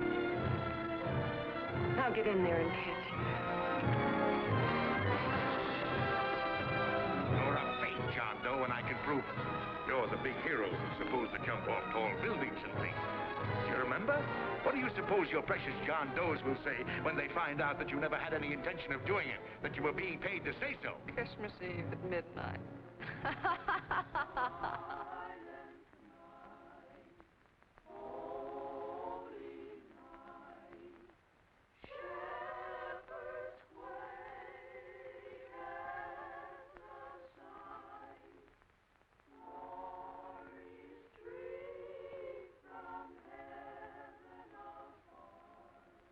Merry Christmas, son. Merry Christmas.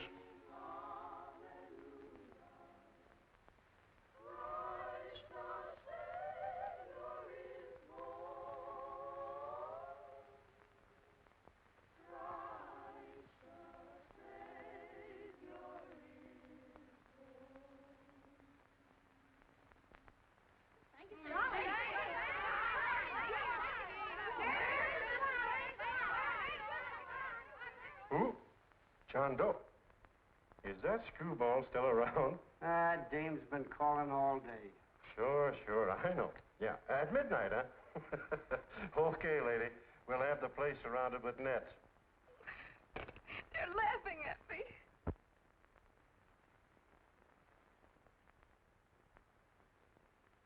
You're a sick girl, Anne. You better take it easy.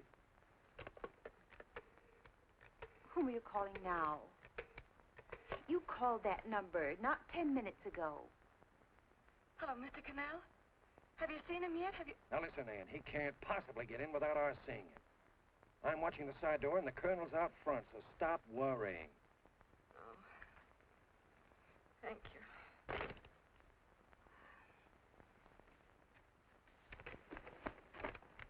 What, Anne? Anne, don't be foolish. If this isn't the craziest, the battiest, the looniest wild goose chase I ever heard of. Shut up, Bert. Sourpuss is right. Yeah, well, if he is, I'm a banana split. That man is going to be on that roof. Don't ask me how I know. I just know, and you know it as well as I do. Sure. I'd like to believe in fairy tales, but a guy that's a fake isn't going to jump off any roof. I don't think he was any fake, not with that face. And anyway, what he stood for wasn't a fake. Okay, honey, okay.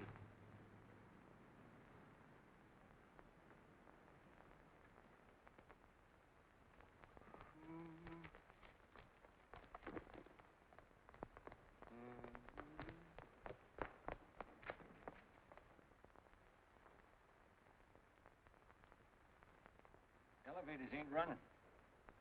Colonel, You shouldn't have got out of bed, miss. has he been here? No. Have you seen him? I ain't seen him for a week. Where's Canal? He's watching near the door. Oh, gee, you're swell.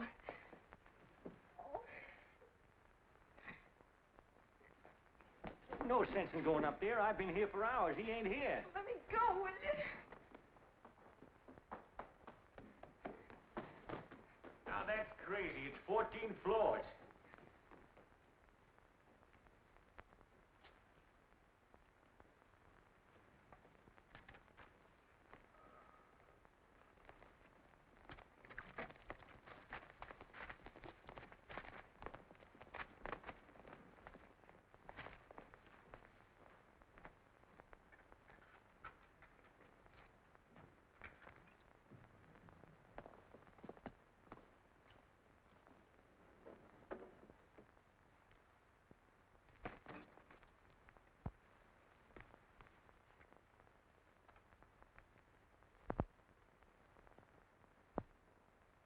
As far as the elevator goes, we got to walk up to the tower.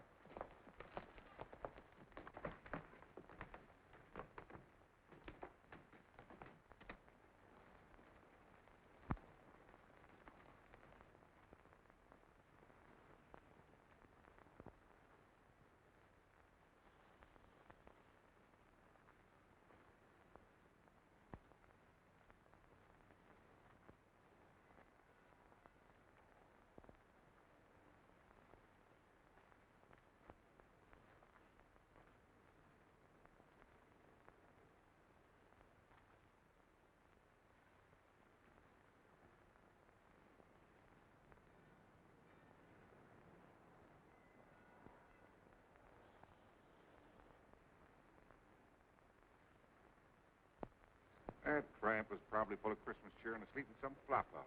Let's go. I've got to decorate my tree.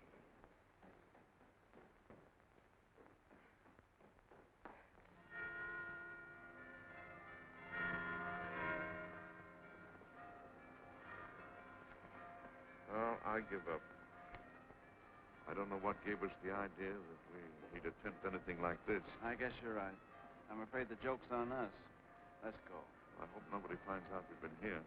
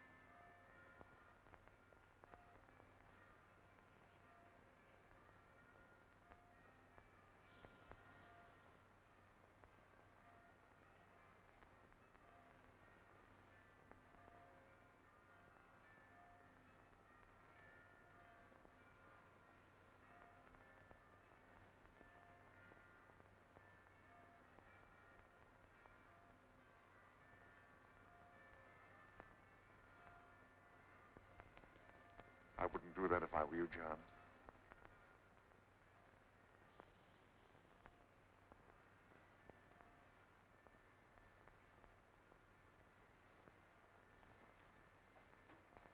It'll do you no good. The mayor has policemen downstairs with instructions to remove all marks of identification you may have on your person. You will be buried in Potter's Field, and you will have accomplished nothing.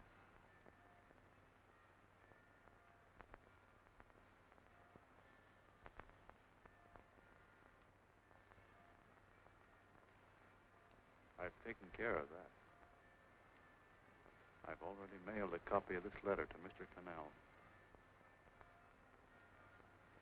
John, why don't you forget this foolishness? Stop right where you are, Mr. Norton, if you don't want to go overboard with me.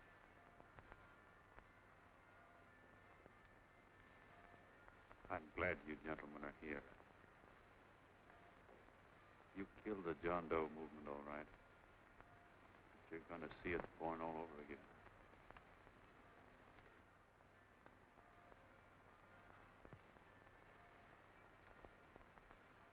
Now, take a good look, Mr. Norton. John! John! Oh, John, no, I won't let you unlock your darling. Oh, please. Please don't give up. We'll start all over again. Just you and I. It isn't too late. The John Doe movement isn't dead yet. You see, John, it isn't dead or they wouldn't be here. It's alive in them. They catch it alive by being afraid of. That's why they came up here. Oh, darling. Sure, it should have been killed. It was dishonest. But we can start clean now. Just you and I. It'll grow, John, and it'll grow big because it'll be honest this time. Oh, John, if it's worth dying for, it's worth living for. Oh, please, John. Oh. Oh, please, please, God, help me. John, look at me. You want to be honest, don't you? Well, you don't have to die to keep the John Doe idea alive. Someone already died for that one. The first John Doe. And he's kept that idea alive for nearly 2,000 years. It was he who kept it alive in them. And he'll go on keeping it alive forever and always. For every John Doe movement these men kill, a new one will be born. That's why those bells are ringing, John. They're calling to us. Not to give up, but to keep on fighting, to keep on pitching. Oh, don't you see, darling? This is no time to give up. You and I, John, we... Oh, no. No, John. If you die, I want to die, too. Oh, I love you. Oh, John.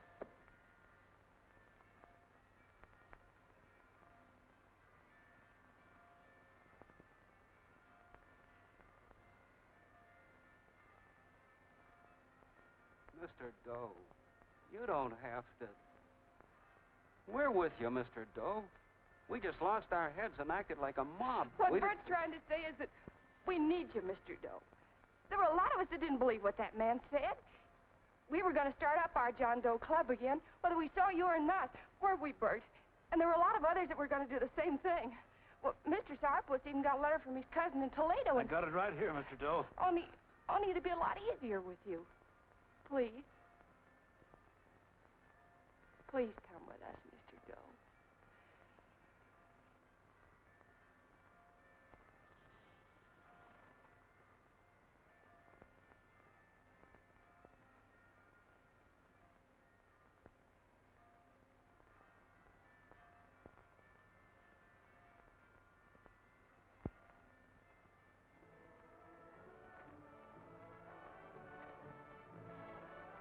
Long John.